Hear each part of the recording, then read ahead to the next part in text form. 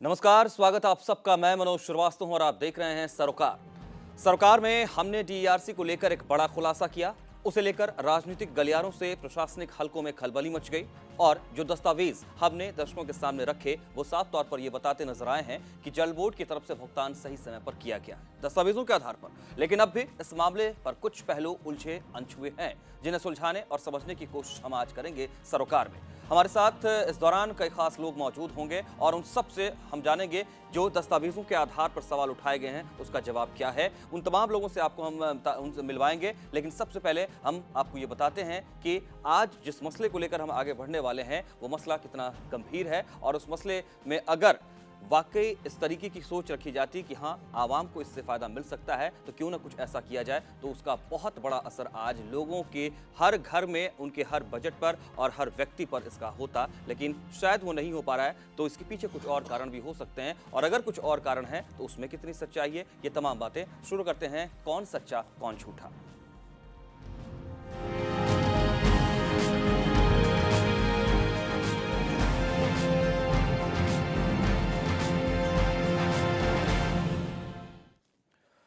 इस कार्यक्रम में आगे बढ़ें इससे पहले आपको बताते चलें कि आज हमारे साथ इस कार्यक्रम में कुछ खास लोग जुड़ रहे हैं और उनसे समझने की कोशिश करेंगे कि इस डीईआरसी के मसले पर, बिल के घोटाले को लेकर या जो सवाल उठाए जा रहे हैं उसमें कौन सच्चा है और कौन झूठा है। हम आपको ये बताते चलें कि हमारे साथ इस वक्त मौजूद हैं डीईआरसी के चेयरमैन पीडी सुधाकर जी। सुधाकर जी, स्वागत है आपका हमारे शो पर। इसके अलावा हमारे साथ मौजूद हैं सिटीजन फ्रंट के प्रवक्ता हैं और आप जल बोर्ड को भी बहुत करीब से देखते रहे हैं, एसएन द्विवेदी जी। बहुत बहुत स्वागत आपका। एसए नकवी जी, माफ कीजिएगा, नकवी जी स्वागत है आपका।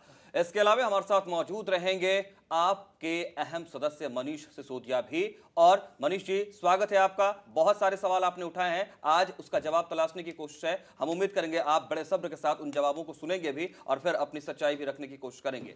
इसके अलावा हमारे साथ हमारे संवाददाता प्रीति श्रीवास्तव भी जुड़ेंगी जिन्होंने इस पूरे मामले को देखा, समझा और तहकीकात कर सामने लाने की कोशिश की है और उसके पहलू अब सामने जो आए हैं तो उसके भी अलग अलग मायने निकाले जा रहे हैं। उन तमाम मसलों को समझेंगे। रहिएगा प्रीति आप भी मेरे साथ इस कार्यक्रम में। लेकिन सबसे पहले पॉल सेंसियार पर यह बड़ा जो खुलासा हुआ, दिल्ली में सियासत गर्म जरूर हुई और डीईआरसी के सच को पॉल सेंसियार ने आपके सामने रखा और बताया कि किस तरह राजधानी में निजी बिजली कंपनियां बनावटी घाटे की आड़ में दरें बढ़ा रही हैं। ये सच्चाई के तौर पर सामने आई दस्तावेजों के आधार पर। तो दूसरी तरफ एक पहलू ये कि अलग अलग लोग इसमें मिलकर मोटी कमाई कर रहे हैं।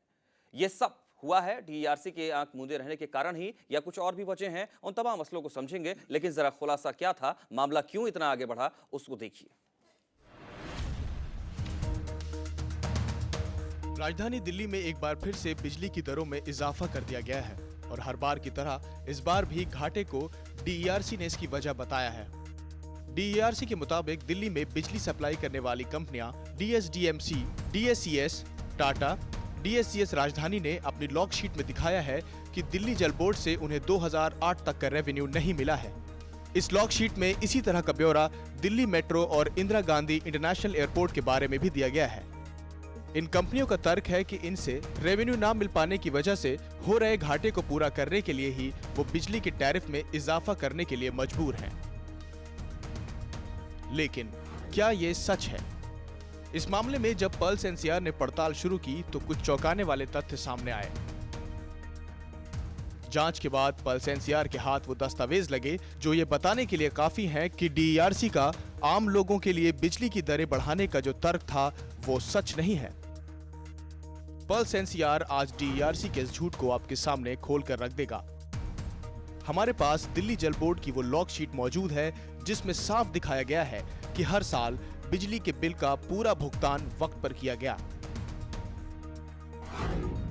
इतना ही नहीं, लॉग शीट के मुताबिक दिल्ली जल बोर्ड ने साल 2007-8 में 322 करोड़ रुपए का रेवेन्यू इन कंपनी को दिया। साल 2008-9 में दिल्ली जल बोर्ड ने 359 करोड़ का रेवेन्यू जमा कराया। साल 2009-10 में दिल्ली जल बोर्ड ने 318 करोड़ का रेवेन्यू जमा किया। साल 2010-11 में जल बोर्ड ने 317 करोड़ का रेवेन्यू दिया और 2011-12 में दिल्ली जल बोर्ड ने 225 करोड़ का रेवेन्यू जमा कराया है। इन दस्तावेजों से साफ हो जाता है कि डीईआरसी ने निजी कंपनियों को फायदा पहुंचाने के लिए ही आम लोगों के सामने इस झूठ का सहारा लिया और इस झूठ की मदद से महंगाई की मार झेल रहे लोगों की जेब पर बिजली के बिल का और बोझ बढ़ा दिया। पर्ल्स एनसीआर ने यह सच आपके सामने पेश कर दिया है। ये सच अब आपको ये भी सोचने पर मजबूर करेगा कि डीईआरसी किस तरह से निजी कंपनियों को फायदा पहुंचाने के लिए लोगों की जेब पर खुलेआम डाका डाल रही है। दिल्ली से पर्ल्स एनसीआर के लिए प्रीति श्रीवास्तव की रिपोर्ट। कौन सच्चा कौन झूठा, ये समझने की कोशिश है आज हमारी, और इस कार्यक्रम में मेरे साथ मौजूद हैं कई खास लोग। इनका तारुफ हम करा चुके हैं। आपको एक बार फिर से बताते चलें कि डीईआरसी के चेयरमैन मेरे साथ मौजूद हैं पीडी सुधाकर जी। इसके अलावा हमारे साथ मौजूद हैं ऐसे नकवी जी, आप प्रवक्ता हैं सिटीजन फ्रंट के और दिल्ली जल बोर्ड को भी बहुत करीब से आप देखते हैं, खुद आप उसके सदस्य भी हैं। इसके अलावा हमारे साथ मनीष सिसोदिया भी आपकी तरफ से मौजूद हैं। सबसे पहले मैं मनीष सिसोदिया का ही रुख करना चाहता हूं यहां पर। मनीष जी, क्योंकि सवाल आप लोगों ने भी बहुत गंभीर उठाए हैं, जरा हम दोहराना आपसे चाहेंगे कि आपने जो सवाल उठाए हैं उसमें क्या हकीकत है आप लोगों की तरफ से? देखिए, हकीकत तो आपने एक कदम आगे बढ़ के बता दी है। हमने तो सिर्फ कल एक कागज दिखाया था जिसमें डीआरसी के कागज हैं, जिसमें लिखा हुआ था कि बिजली कंपनी ने दिल्ली जल बोर्ड से 0 रेवेन्यू दिखाया था। इस कागज में लिखा हुआ है कि दिल्ली जल बोर्ड से उनको कोई पैसा नहीं मिला। हम शायद कल ये नहीं बता पाए थे कि दिल्ली जल बोर्ड से वास्तव में कितना पैसा मिला। P7 को बधाई कि आपने ये सच सामने ला दिया। हर साल करीब करीब 325 करोड़ रुपया इन लोगों को मिल रहा है। तो ये 325 करोड़ रुपया दिल्ली जल बोर्ड से लेकर ये बिजली कंपनी दबा के बैठ गई। डीआरसी को इन्होंने लिखा 0, और सुधाकर साहब ने उनको एक बार भी नहीं पूछा कि भाई दिल्ली जल बोर्ड इतनी बड़ी संस्था, उससे तुमको 0 पैसा कैसे मिल रहा है, उनके ऊपर पेनल्टी क्यों नहीं लगाई गई उनके ऊपर। और उसके बाद जब हुआ तो उन्होंने अगले साल से फिर वो दिखाना शुरू कर दिया। आप आगे की बैलेंस शीट देखेंगे इनकी, तो उसमें लिखा हुआ है कि हर बार अब आगे के सालों में दिल्ली जल बोर्ड से मिला हुआ पैसा दिखाया जा रहा है, लेकिन पहले नहीं दिखाया जा रहा था। और फर्जी घाटा दिखा के सुधाकर साहब के पास ले आए, और सुधाकर साहब ने उसको मानते हुए दिल्ली के लोगों के बजट को और महंगा कर दिया, उनकी जेब से। मनीष जी, सुधाकर जी भी हैं मेरे साथ सुधाकर जी भी हैं। मैं आपके सवाल को लेकर आगे बढ़ता हूं, लेकिन पहले मैं नकवी साहब का रुख करना चाहूंगा। नकवी जी, क्या जल बोर्ड के ऊपर जो ये बात आरोप लगा कि आपने पेमेंट ही नहीं किया है, उसमें आपको सच लगता है, या आपकी तरफ से जो दस्तावेज, हालांकि हमारे पास मौजूद है वो तमाम दस्तावेज भी, कि आपने पेमेंट किया है, जो जानकारियां आई हैं, क्या कहेंगे? देखिए मनोज जी, मेरा तो सिर्फ इतना कहना है कि इंडिविजुअल कंज्यूमर जो भी इनका दिल्ली विद्युत बोर्ड का या BICS NDPL का नाम है, अगर वो 1 महीने का बिल पे नहीं करता है तो ऐसे में ये क्या करते हैं, उसको डिस्कनेक्ट करते हैं, उसको नोटिस देते हैं। दिल्ली जल बोर्ड अगर बिल पे नहीं करता तो आप पानी की सप्लाई कैसे रिज्यूम करा पाते? नंबर 1। नंबर 2, ये बिल्कुल तथ्यों से परे बात है कि दिल्ली जल बोर्ड ने कोई पैसा नहीं दिया। ये इनकी अपनी एक बहुत बड़ी गलती है। और प्राइवेट कंपनियां जितनी भी हैं, जहां पे भी हैं, जहां प्राइवेटाइजेशन होता है, आप इसको बात क्या करते हैं? मनीष ने जो बात कही, मैं उससे भी थोड़ा सा पीछे लेकर के मनीष को जाऊंगा। मैं ये कहूंगा कि 2001 की स्थिति आपकी क्या थी? 2001 में आपका टैरिफ सिर्फ ₹1.50, ₹2.10, ₹3 और ₹3.60 के 4 स्लैब में डिवाइडेड थे आप। अगर इनका एवरेज निकालें तो ₹2.52 पर यूनिट आ जाता है। 2006 और 2013 में क्या ऐसा होता है कि आपने 3 स्लैब कर दिए, और 3 स्लैब में पहला स्लैब ₹3.70, दूसरा स्लैब ₹5.50, तीसरा स्लैब ₹6.50, और इसका अगर मीन निकालेंगे और एवरेज निकाल लेते हैं यदि आप इसका, तो वो जाकर के ₹5.23 बनता है। अगर इसका डिफरेंस और परसेंटेज वैल्यू करेंगे तो कुल मिलाकर के 105% टैरिफ बढ़ा। Number 1। Manoj, let me complete, मैं एक और बात इसमें कहूंगा।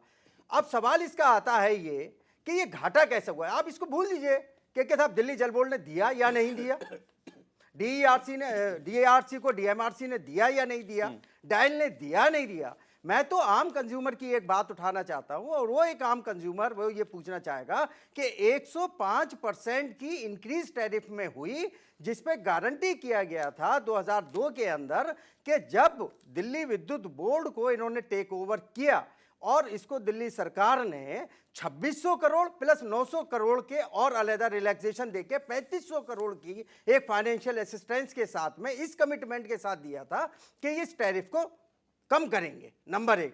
अब उस टाइम में आपका जो रेवेन्यू था वो कितना था?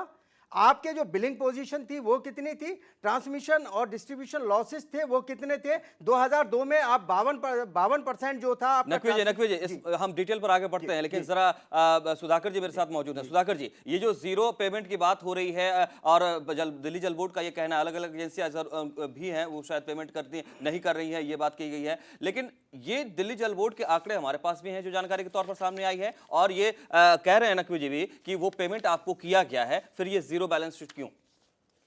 देखिए, मैं ये कहना चाहूँगा कि ये जो जीरो पेमेंट दिल्ली जल बोर्ड और डायल के बारे में कहा जा रहा है, और वो अरविंद जी ने भी कल अपने उसमें कहा था प्रेस कॉन्फ्रेंस में कि 2007-8 और 2008-9 के बारे में उन्होंने बताया, जो कि तत्कालीन जो चेयरमैन मुझसे पहले थे उनके समय में था और उन्होंने उसको ठीक कराया।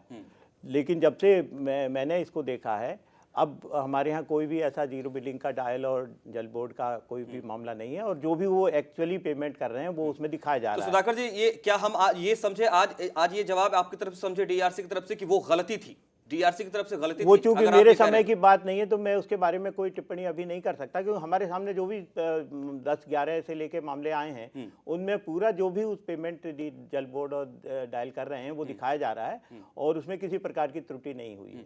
अगर वो गलती, अगर मान लिया जाए कि वो, अगर आप कह रहे हैं कि वो गलती थी, तो फिर ये प्रेशर लोगों पर क्यों आया? वो पेमेंट आपको मिलता अगर रहा है तो फिर जो बिजली के बिलों में बढ़ोतरी लगातार होती चली आई है वो क्यों? नहीं, बिजली के उसको बिलों तो में कम से कम आप बढ़ोतरी देख तो सकते हैं। देखिए ऐसा है, 2001 से लेके अब तक आप अगर इकोनॉमिक्स का होलसेल प्राइस इंडेक्स या कंज्यूमर प्राइस इंडेक्स देखें और सारी वस्तुओं की कीमतें देखें, तो अगर सब में जो इकोनॉमिक्स में बढ़ोतरी हो रही है, इन्फ्लेशन हो रहा है, तो उसका असर बिजली पर भी आना स्वाभाविक है। डीआरसी के परे भी इसका असर आप ढूंढते हैं और आप कहते हैं कि अलग अलग पहलू है इसके। उन तमाम मसलों पर हम लौटते हैं। मनीष जी, आप रहिएगा मेरे साथ, लेकिन चर्चा में आगे बढ़ने से पहले जरा हम लोगों की प्रतिक्रिया भी जानेंगे, क्योंकि वो सबसे ज्यादा इसको झेल रहे हैं। बिजली के रेट भी इतने बढ़ चुके हैं और लाइट भी इतनी जाती है, और सैलरी इतनी ज़्यादा नहीं है कि हम बिजली का बिल इतना भर सकें। पहले क्या होता था कि बजट में सब कुछ बढ़ता था, आजकल तो मन में आ जब बढ़ाते जा रहे हैं समझे नहीं। इससे आम आदमी तो बड़ा दुखी हो चुका है। पहले इस देश में महंगाई बहुत ज़्यादा हो गई है, वो अपनी सैलरी से कैसे ये सब कुछ कर पाएगा? इसके लिए सरकार को सोचना चाहिए। सही और गलत तो ये तो सब सरकार और इन सब के हाथ में है, हमें तो देना पड़ेगा ना। मुश्किल में लोग हैं, वो लगातार मुश्किल में हैं और उनके पास कोई रास्ता है नहीं। वो कहते हैं कि इंतजार हम कर रहे हैं कि जब हमारे पास मौका आएगा तो हम शायद जवाब देंगे, लेकिन वो मौका आएगा, अभी थोड़ा वक्त है, लेकिन ये मार तो उन पर पड़ रही है। मनीष सिसोदिया का रुख करना चाहूंगा सीधे यहाँ। मनीष जी, अब इस पूरे डिबेट में जो सवाल उठा है उसके बारे में डीआरसी की तरफ से सुधाकर जी कहते हैं कि वो एक चूक थी, वो गलती थी, उसको ठीक किया गया है। ये जरूर कहते हैं कि उस दौर में मैं चेयरमैन नहीं रहा, उस समय की गलतियां थी, लेकिन उसको दुरुस्त कर लिया गया है। ये जवाब आपको मिल गया, लेकिन सवाल अब भी है कि अगर वो गलती थी तो जो इनकम रहा उस इनकम के मुताबिक बिजली के बिलों में कमी नहीं आई, बल्कि वो बढ़ते चले गए, और इसके लिए कुछ और कारण गिनाते हैं सुधाकर जी। मनोज जी जी हाँ, मनोज जी, सवाल तो यही है कि 300 आपने बताया 9-10 में 317 करोड़, हाँ। 317 करोड़ रुपए उन लोगों ने अपनी बैलेंस शीट में नहीं दिखाए, जीरो पेमेंट दिखाया। नहीं मनीष, अब मैं जो तुम्हें कंपनी करेक्ट करूंगा, इतना झूठ बोल रही है, नहीं, इसमें उस एरियर कंपनी से- के अगर इसमें उस 300 कंपनी के घाटे को, उस कंपनी के घाटे को आप स्वीकार कर लेते हो कि हाँ जी आपको घाटा हो रहा है। तो सवाल तो यही है कि 9-10 में 318 करोड़ वो कंपनी दिखाती नहीं है अपने में और कहती है हमको तो घाटा हो गया। आप उसको मान लेते हो और बाद में जब उसकी चोरी पकड़ी जाती है उसके बाद भी उसके रेट्स, बिजली के रेट्स दिल्ली के लोगों के लिए 23%, 22% बढ़ा देते हो। आप उस कंपनी पे पेनल्टी क्यों नहीं लगाते? आप उस कंपनी को बैन क्यों नहीं करते जो आपसे झूठ बोल रही है? डीईआरसी से झूठ बोल रही है वो कंपनी और आप उसके खिलाफ कुछ नहीं करते। दिल्ली की बेचारी जनता जो पिसी जा रही है महंगाई से, आप उसकी जेब पे और डाका डालने के लिए इनको कंपनियों को छोड़ देते हो, लो और लूट लो इनको। ये क्या है सुधाकर जी? सुधाकर जी, देखिए, बिजली के जो रेट हैं इनके बारे में कुछ बेसिक चीज़ें मैं बताना चाहता हूँ कि ये जो जल बोर्ड का पेमेंट है ये तो बरजिंदर सिंह जी के टाइम में कहा जा रहा है कि नहीं दिखाया गया था, और उसको फिर उन्होंने उसको ठीक कराया, और वो उसके बाद से हमारे समय में भी ऐसी कोई बात नहीं थी। लेकिन जो बिजली दिल्ली में सप्लाई की जा रही है वो एनटीपीसी और बहुत सी जो जनरेशन कंपनियां हैं वो बनाती हैं, और उनसे दिल्ली में वो बिजली आती है, परचेज़ की जाती है, और जिस रेट पर वो जनरेशन कर रही हैं और दिल्ली को सप्लाई करती हैं, वो रेट ना तो डीआरसी डिसाइड करता है, ना दिल्ली गवर्नमेंट उसके बारे में कुछ कर सकती है। वो सेंट्रल इलेक्ट्रिसिटी कमीशन उसको डिसाइड करता है, और वो सब ये एनटीपीसी और ज़्यादातर ये सरकारी कंपनियां हैं जिनसे कि बिजली हमें मिल रही है। और कितनी बिजली आ रही है ये भी एक DTL यहाँ की जो कंपनी है, सरकारी कंपनी है, ट्रांसमिशन जो देखती है, उससे वो उसका एनर्जी अकाउंटिंग रखती है कितनी बिजली आई है। तो उसमें कोई गड़बड़ी ऐसी नहीं होती है कि कितनी बिजली आई और उसको कम दिखा दिया गया या ज़्यादा दिखा दिया गया।